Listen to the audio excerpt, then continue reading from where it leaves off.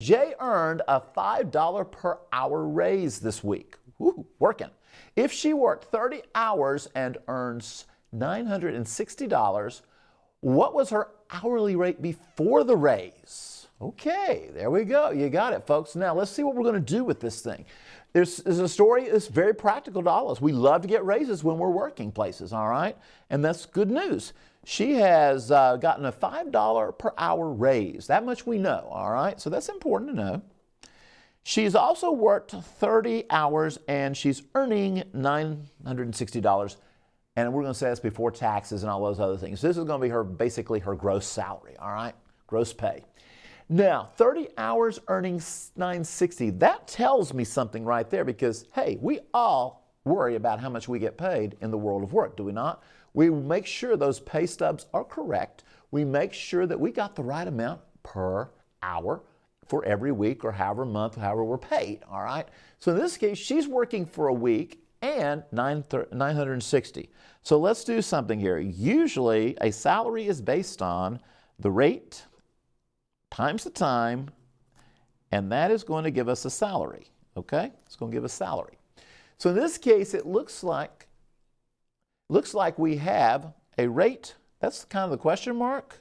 We don't know that, but we do know she worked for 30 hours. So we're going to put T as 30, and we're going to multiply, figure out what the rate is.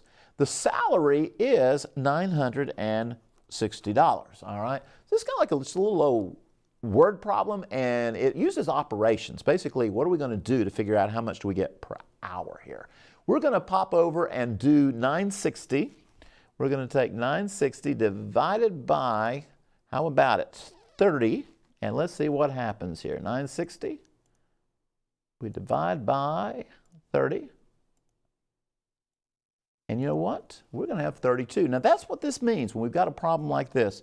It's just like we write in algebra. We write 30 times r. We usually get rid of the dot here that represents multiplication.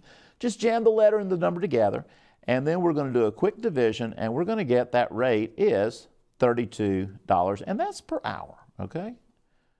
Now, 32 per hour.